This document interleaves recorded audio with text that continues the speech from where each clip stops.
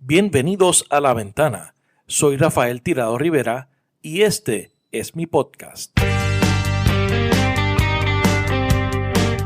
Trataremos de darle sentido a las noticias de la semana, hablaremos con datos y miraremos a Puerto Rico y el mundo desde una ventana diferente.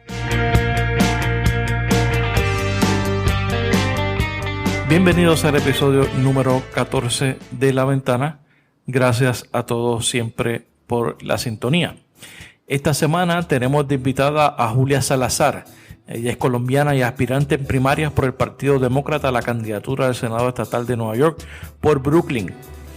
La candidatura de Julia ha levantado mucho interés a nivel de los Estados Unidos debido a que, al igual que Alexandria Ocasio-Cortez, esta está retando a la maquinaria política del Partido Demócrata en Nueva York y posee además una lista impresionante de endosos tales como Cynthia Nixon, quien reta al gobernador Cuomo en primarias, la congresista Nydia Velázquez, Our Revolution, un PAC asociado al senador Bernie Sanders, y los Democratic Socialists of America, organización socialista que ha visto un importante crecimiento en sus filas de socios gracias al mensaje de las campañas de Bernie Sanders en la primaria presidencial del 2016, la victoria de Donald Trump y la reciente victoria de Alexandria Ocasio-Cortez, que al igual que Julia también es miembro y fue endosada por esta organización, entre otras organizaciones que se han expresado a favor de la candidatura de Julia. Julia se enfrenta en primarias al senador Martín Dillon, que es elegido por el Partido Demócrata y pertenece al grupo de demócratas independientes en el Senado estatal que hace caucus con los republicanos. Julia tiene también interés en los asuntos de Puerto Rico. Esto fue lo que me dijo. So I think as a state senator, what I can actually do to support relief efforts in Puerto Rico is to make sure that that Governor Cuomo, that the state divests from companies that are profiting from Puerto Rico's debt, right? And can fight for an independent investigation into relief efforts. Como pueden escuchar, esta será mi primera entrevista en inglés, así que espero que la puedan seguir y la puedan disfrutar también.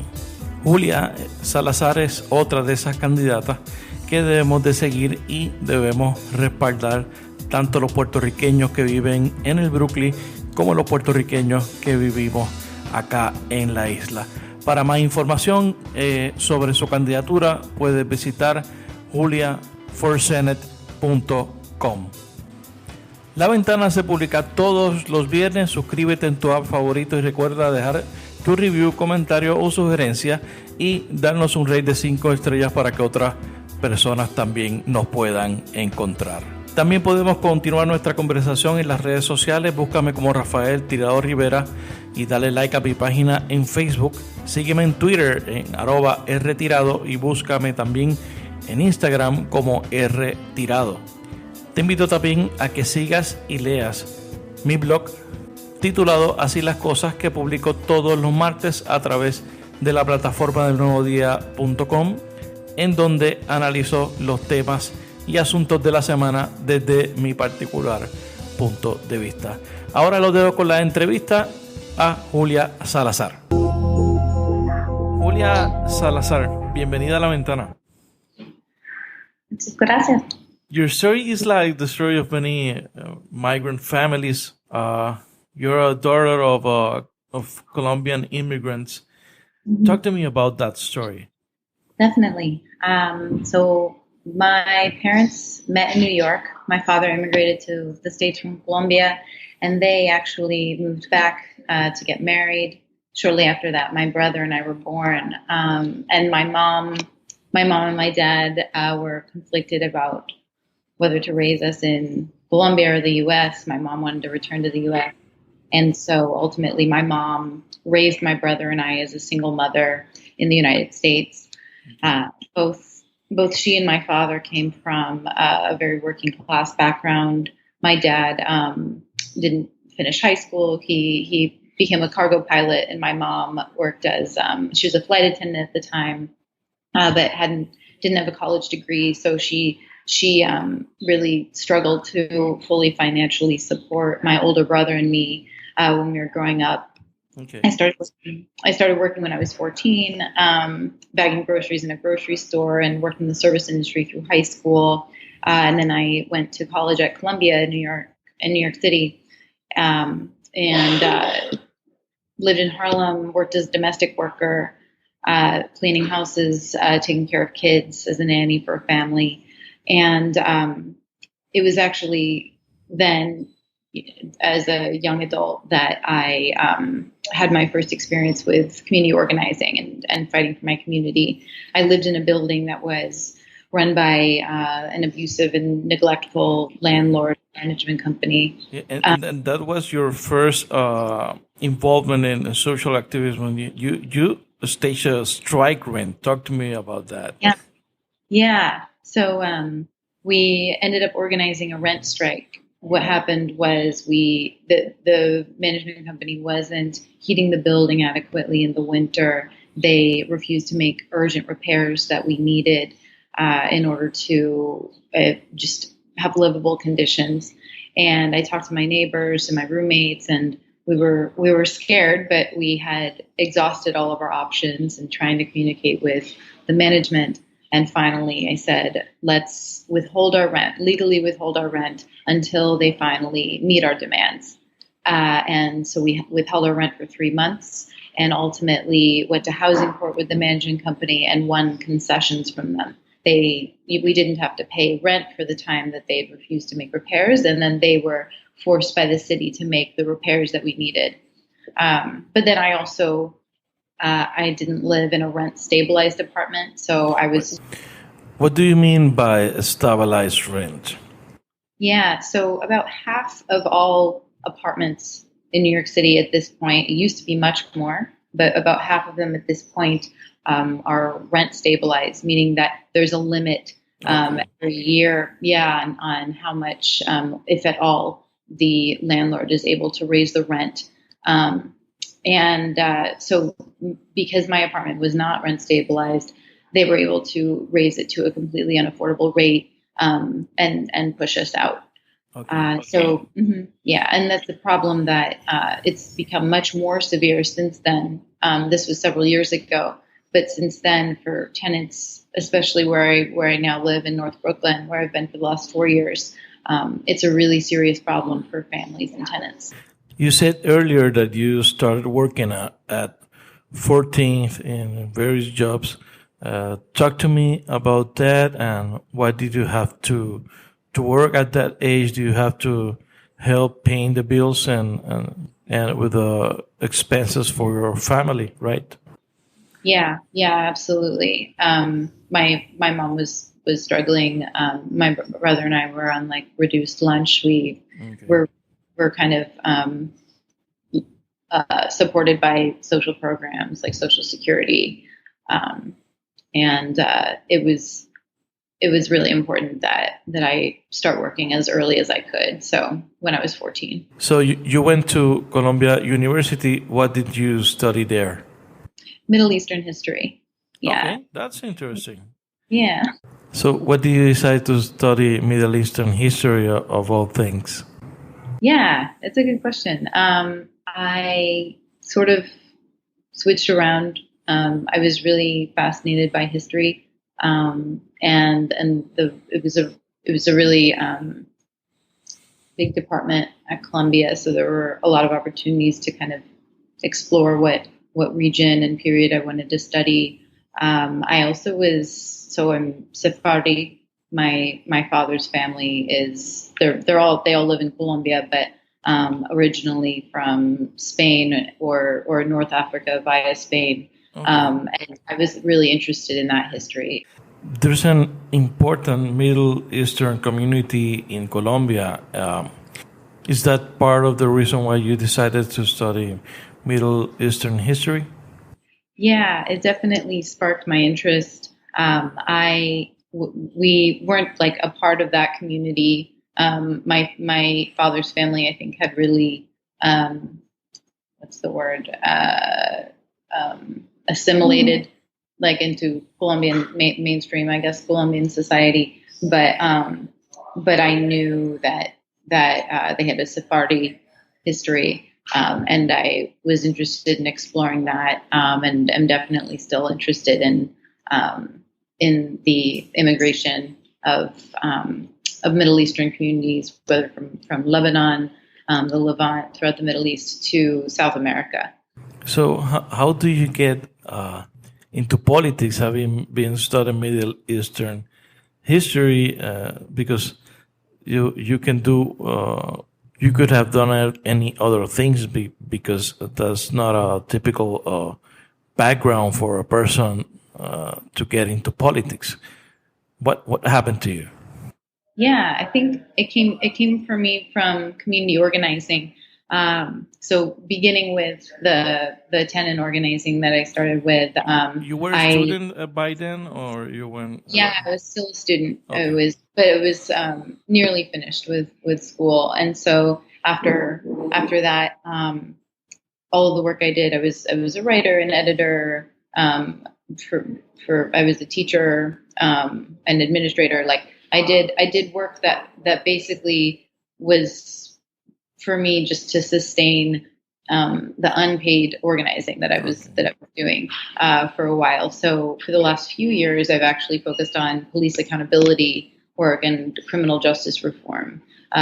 Initially inspired by I think the momentum that was behind the social movement in the U.S. For racial justice and against like militarized policing. Yeah. That's what I've focused on for the last few years. And for the last couple of years, I've been paid to organize. So as a staff organizer for a nonprofit, and within a coalition with dozens of other community-based organizations, labor organizations in New York that are all fighting for police accountability. And it was early this year, and I'm a Democratic Socialist. I'm involved in the Democratic Socialists of America, who've been really integral in this electoral campaign. Yeah. And so partly through my involvement in DSA, through my community work, my professional work, early this year, someone else from the community who lives in my district reached out to me and said, somebody really needs to run against Dylan. And I said, yeah, somebody really needs to run against Dylan. Let's look somebody else. Right.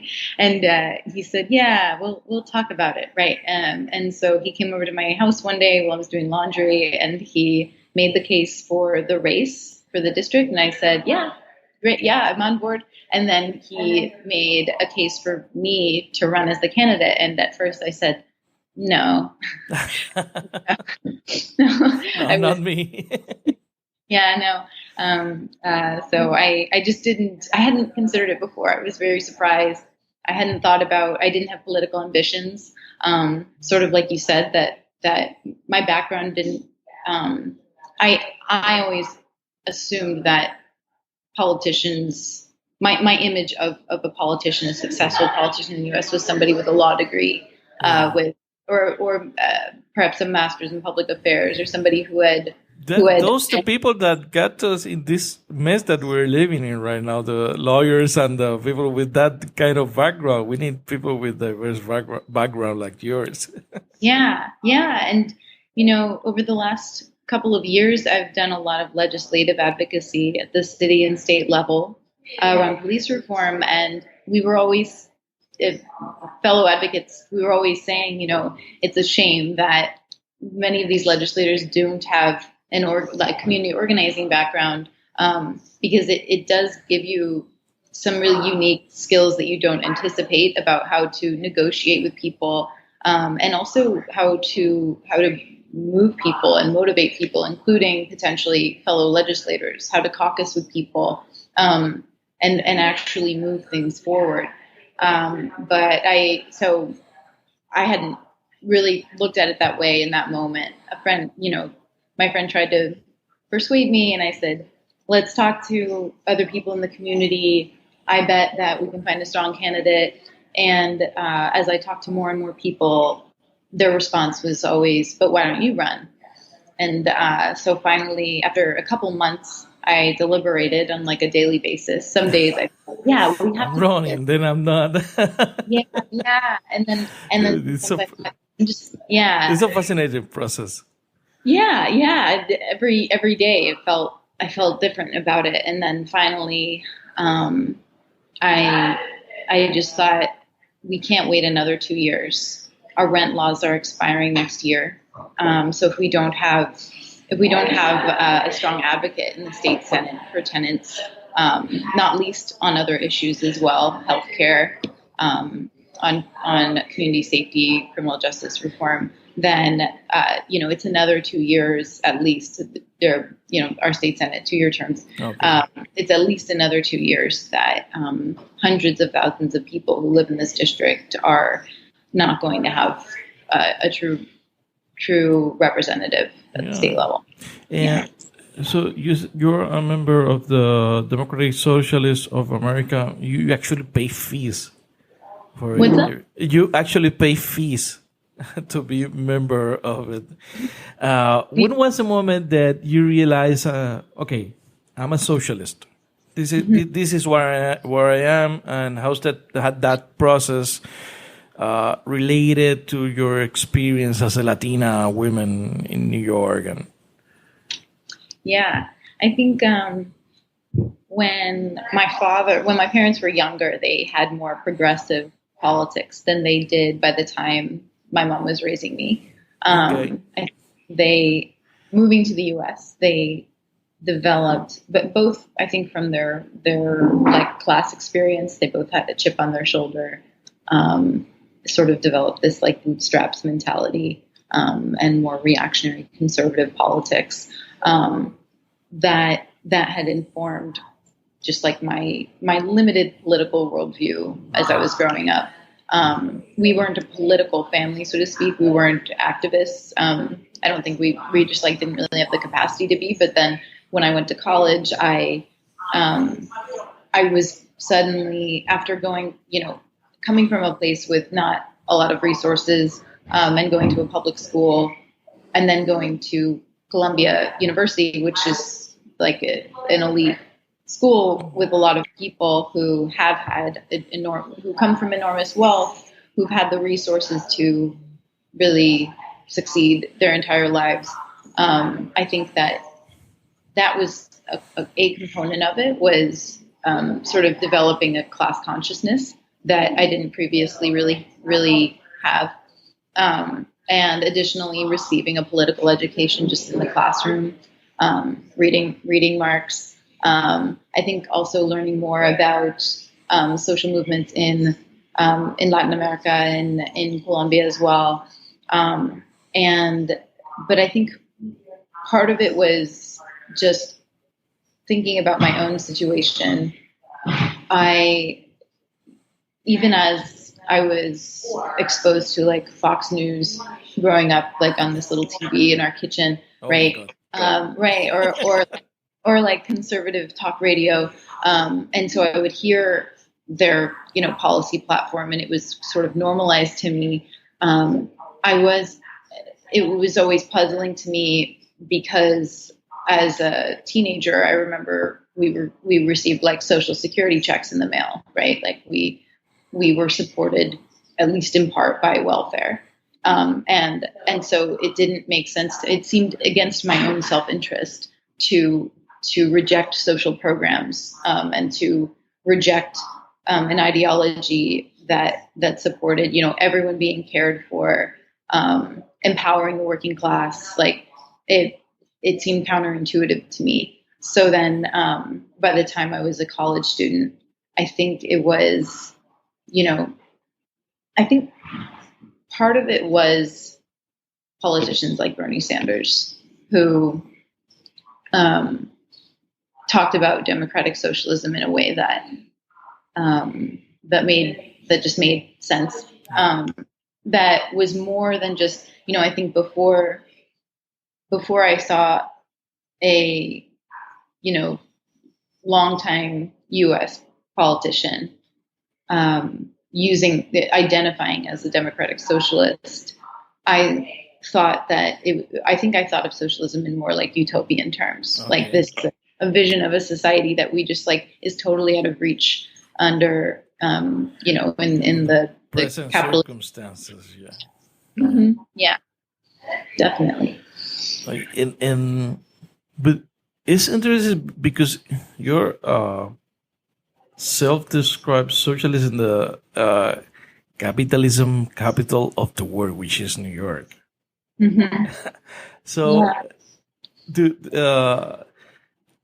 there's a battle for the soul of the Democratic Party right now between called socialist or progressive and the more center or conservative leadership of the party. Mm-hmm. Yeah. Talk to me about that. Sure. Yeah, I think that it became apparent in the 2016 Democratic presidential primary between Hillary Clinton and Bernie Sanders, and then in the outcome of the election, when Hillary was the nominee, and a lot of people were very upset about the process of how that happened, and speculated about super delegates and the primary process that people thought that was rigged in favor of the Clintons, right?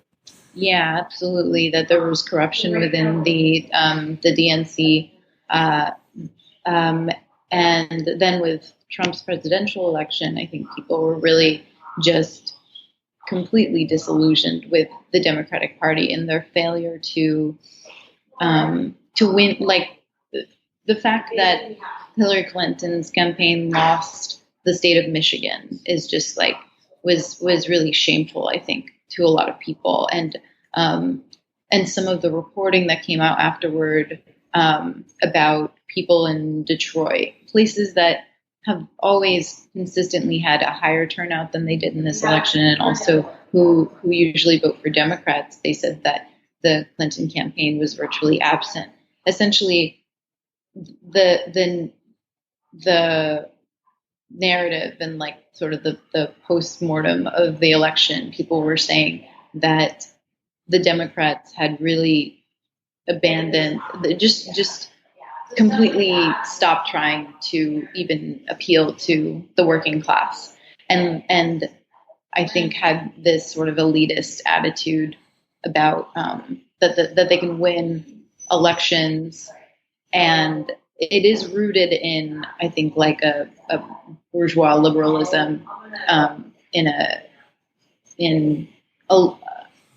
form of liberalism that still really esteems free market capitalism, and also it doesn't have a moral qualm with giving people more access to our democracy because they have more money, right? So seeking to appeal to like at the very least like upper middle class white liberals, rather than to the people who are actually registered voters, people who to the majority of Americans, right? To our what is actually a very pluralistic and diverse society, only focusing on like educated white people,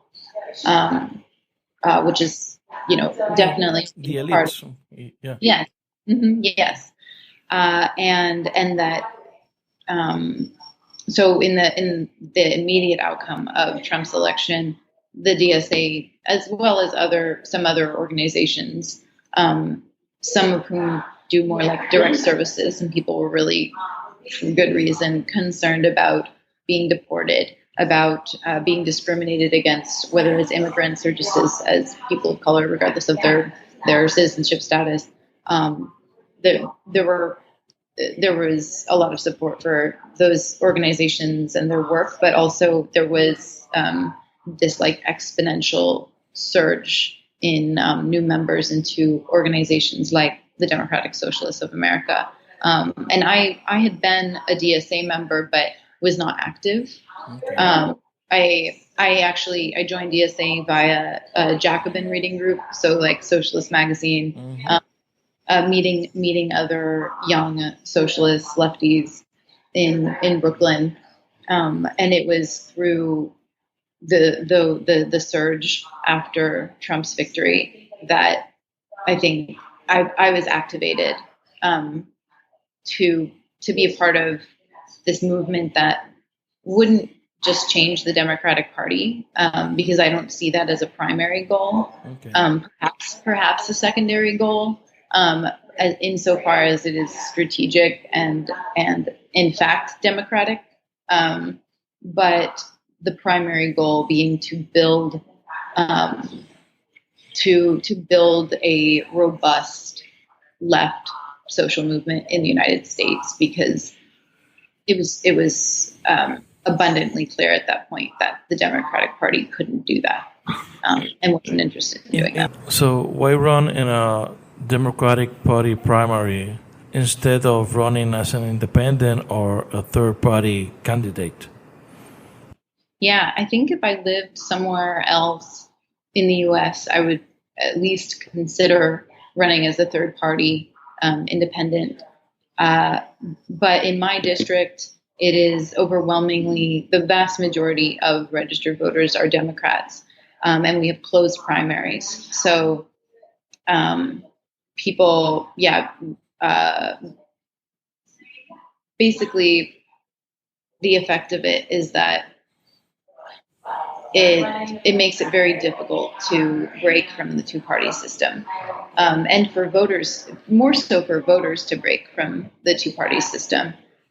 Most people are, because most people are registered as Democrats. There are very few Republicans in the district, but the consequence of it is that the most important election for every seat, for every office, it ends up being the Democratic primary, and that's definitely the case in this state Senate race.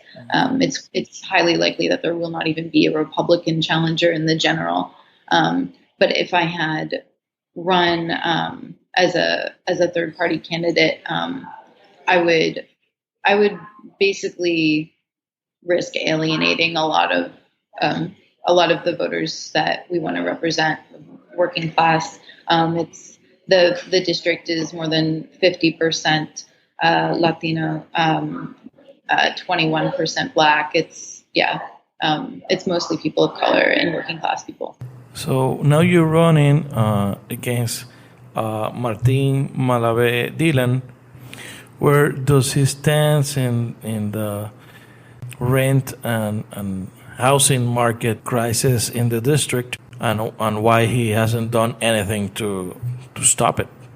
Yeah, so he's been the incumbent for nearly 16 years, and throughout that time, tenant advocates, housing advocates have constantly been trying to agitate him and get him to at least change course, because decades ago, when he, as a legislator, even just before he joined the state Senate, he voted in favor of a policy called vacancy decontrol, which directly led to the destabilization of tens of thousands of apartments. Almost immediately, has had by far the most devastating impact on already existing affordable housing, and then future affordability, and it's disproportionately affected North Brooklyn.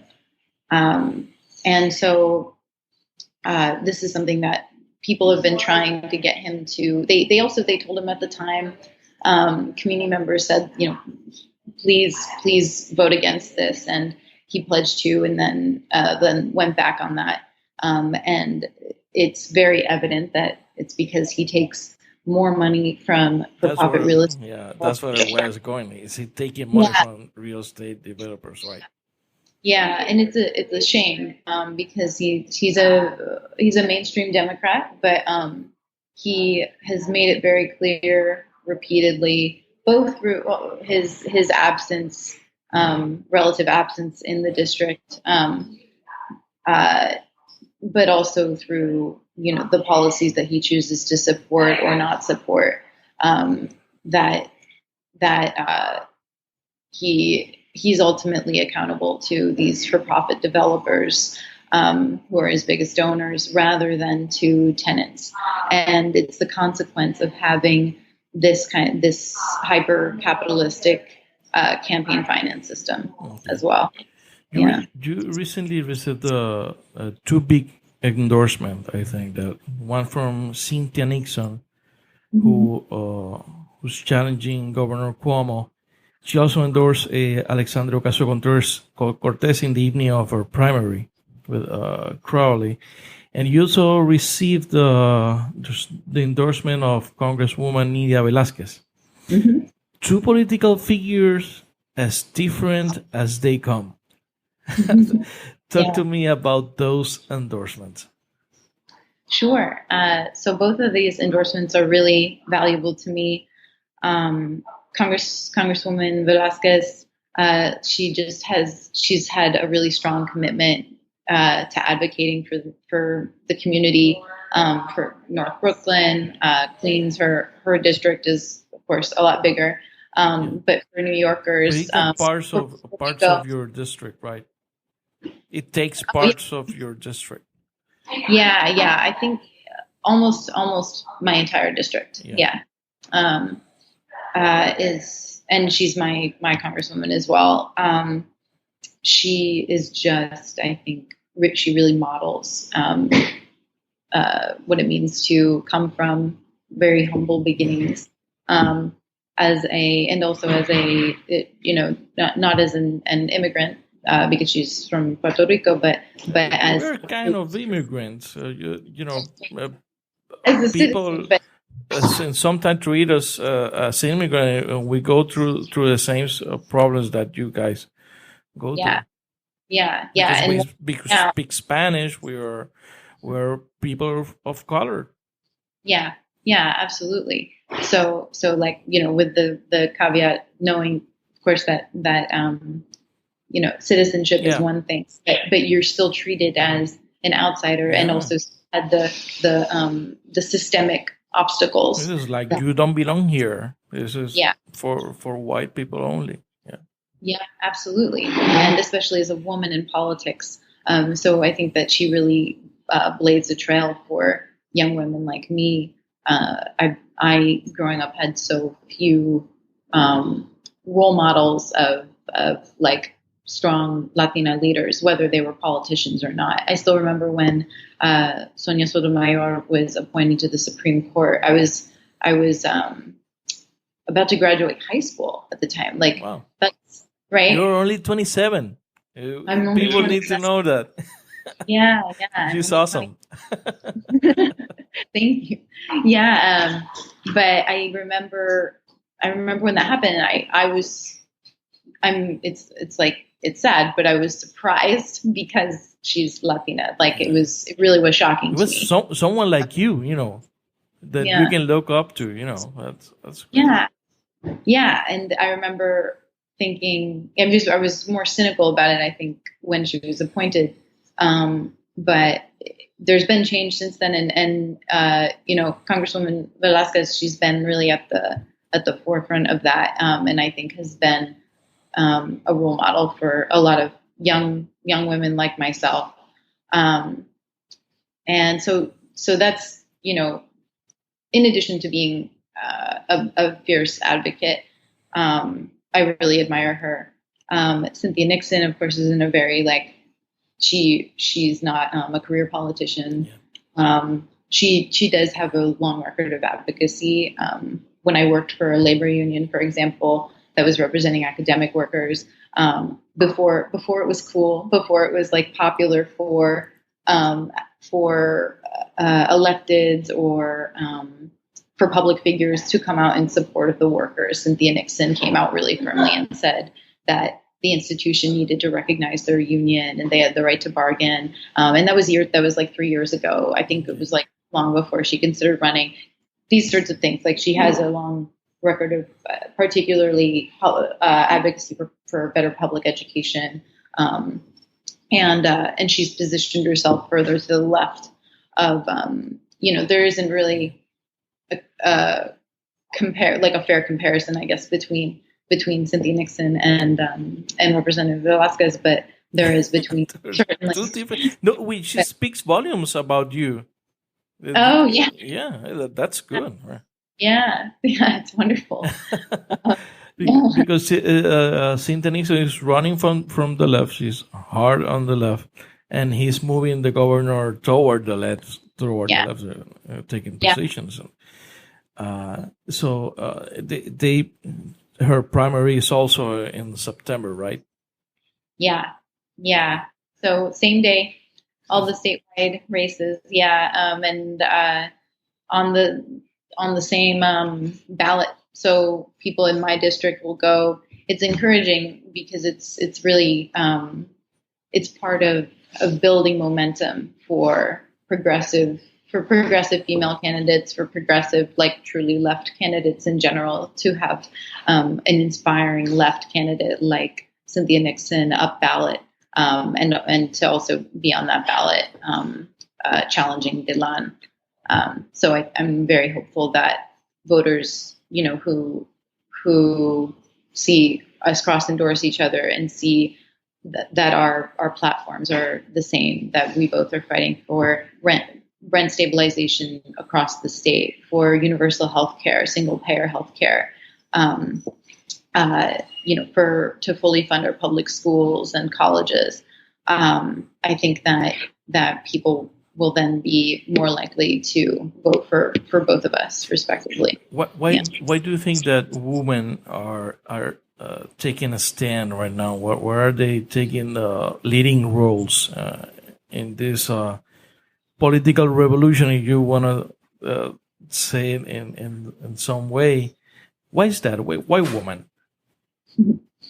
Yeah, I think is it that Trump? Is it right? I don't know. Yeah, other issues. Mm-hmm. I do think part of it is, we now have this president who is abjectly misogynist, and is also surrounded by people who threaten to take away our reproductive rights, who to overturn Roe v. Wade. We're seeing families and women disproportionately affected by the harmful immigration policies, by these detention policies that are really cruel. Even by, for example, the Janus decision in the Supreme Court. So these attacks on public sector workers, attacks on the working class, it again disproportionately affects women as the lower earners in society, right? So I think that women, we were really unified against these policies in this administration, and there's this movement of women like Alexandria Ocasio-Cortez, like myself, other women, actually progressive women, who Jessica Ramos, who's also Colombian American. Yeah, she's great also. She's running the 13th. Mm-hmm, absolutely. Catalina Cruz, who's a dreamer, actually a former dreamer, and now she's running for state assembly in Queens. So I think that part of it is we're driven by this reignited fire to fight back, driven by initially at least survival, and supported by each other, and are drawing on this collective momentum. But it's really inspiring to see. Julia, let's talk a little bit about your platform. We've talked about that there's a housing crisis and a rent market crisis. Talk to me a little bit about the roots of that crisis and what can be done to stop it, because it's a problem that has spread throughout New York State? Yeah. So the housing crisis is definitely statewide, but is really, it's to me, most obvious in North Brooklyn, right? It affects every inch of our district. And, people are being displaced from their homes because their apartments are being destabilized because of a lack of regulation. The current rent stabilization system is really it's suffered from a lack of attention and hasn't been updated to reflect the way that the unregulated market has affected people, right? So I think that we need to expand rent stabilization statewide, and that means capping how much landlords are legally able to raise anyone's rent every year. It does also mean building more truly affordable housing, not mixed rate housing. We have built already enough of that, and we've seen that it is still inaccessible for the vast majority of working class families, because there are both like income caps and income minimums, and they're not nuanced or taking into account the needs of a family potentially living on only one person's income. So expanding rent stabilization is really important. Ending vacancy decontrol, eviction bonuses or vacancy bonuses that are given to management companies to landlords and incentivize tenant harassment and the pushing out of tenants so that they're able to raise the rent on a vacant apartment. Those are the most critical and urgent as far as housing. But with regard to healthcare, there's legislation called the New York Health Act. It's passed through the state assembly, which is more progressive generally than the state Senate has been for the last about less than 10 years. The state Senate, I guess it's like maybe, what year is it? Yeah, about 10 years. The state Senate has been dominated by the Republicans, more recently due to a power sharing agreement between the Independent Democratic Caucus, the IDC members, Democrats who were elected by their constituents as Democrats, but then immediately began caucusing with the Republicans in order to maintain this gridlock in the state Senate and prevent progressive legislation from passing, and also to benefit the governor. But the New York Health Act even has popular support in the New York State Senate, but there's been... What does it provide, that bill? It's single-payer healthcare legislation. Okay. So all care free at point of service. People often refer to it as Medicare for all. Most commonly they do. And while I don't oppose that term, it's problematic in that Medicare, the federal Medicare program that currently exists, is inadequate. It doesn't cover most home care, long-term care for our elders and seniors. And so I think that in fighting for the New York Health Act, this also includes the caveat of it needs to be a robust New York Health Act that is comprehensive. It includes all the care that people actually need to age and dignity, the needs of people with disabilities, to be able to stay in their homes. And also in its current form, the New York Health Act includes undocumented immigrants, which goes beyond federal, the terms of federal programs. So it's really,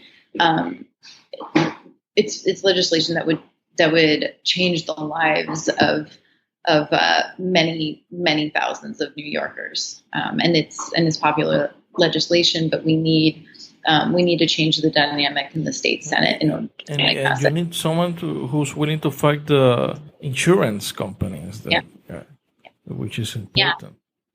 Yeah, they are the ones that they don't want to give a pass to the single payer. Yeah, Definitely. And currently, even without the New York Health Act, our public hospitals in Brooklyn, and our clinics, they're seriously underfunded. And so I think that part of this is making sure that the private institutions, home care agencies,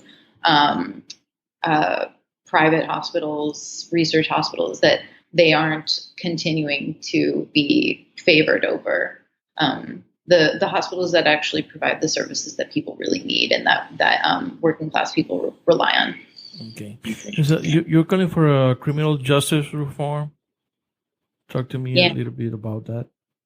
Yeah. So the most pressing policy, I think, related to criminal legal reform statewide is ending cash bail. Okay. The system of cash bail it keeps people it perpetuates mass incarceration by making it so that even for very low level crimes, if someone is arrested, they potentially, if they can't afford to pay, that's what determines how long they stay, and that can just exacerbate things. It leads people to lose their jobs. It contributes to the recidivism rate. So ending cash bail, it's a deeply unjust system. It's an extension of the ugliest component of capitalism, and we need to end it completely. This system it only helps the for-profit prison system that makes money of people try this.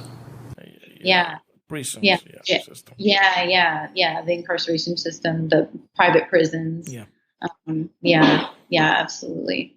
And the wealthy who are able to, for committing the same crimes, are able to either not have any stay in jail, or get out easier. Like they are just benefited over the poor and who can't afford to pay bail. Cynthia Nixon proposed the legalization of marijuana. Are you for it? Yeah. Okay. Yeah, definitely. I think that there's no reason that marijuana shouldn't be legalized. And also, so in addition, when we talk about decriminalized, we should retroactively, I think, what's the word? Expunge. We should make sure that people who have been criminalized in the past for using marijuana, that their records are clean their records. Yeah, definitely. There's no reason that it shouldn't be legalized statewide. Yeah, it's also a way to target minorities, right? Yeah, absolutely. It disproportionately affects minorities. There are people who, and it also criminalizes our youth, gets people in the system for like these petty things, and can really be a destructive force in people's lives. Julia, ¿quieres decir algo en español para los que no escuchan? Este es un podcast que se hace desde Puerto Rico. It was something in Spanish for invite the people to participate in the primary. Estamos juntos en esta lucha y cuando ganamos como familia. How do we get connected to you through social media, online? Where's your Twitter website? My Twitter is I can put it in the chat box if it's easier. It's at Salazar Senate 18. Okay. On Twitter, and Facebook, just Julia Salazar for State Senate. And the website is in both Spanish and English. salazarforsenate.com. Okay, awesome. Yeah. So, anything else that you want to say to our listeners? No, I think I think that's it. I'm excited to win this together for New Yorkers and for Puerto Rico as well. Very good. So, Julia Salazar, gracias por estar en La Ventana. Gracias por escuchar este episodio de La Ventana. Sígueme en las redes sociales, búscame como Rafael Tirado Rivera en Facebook, en Twitter, en Instagram. La Ventana es una producción de Change Lab Media para Rafael Tirado Rivera. Hasta la próxima.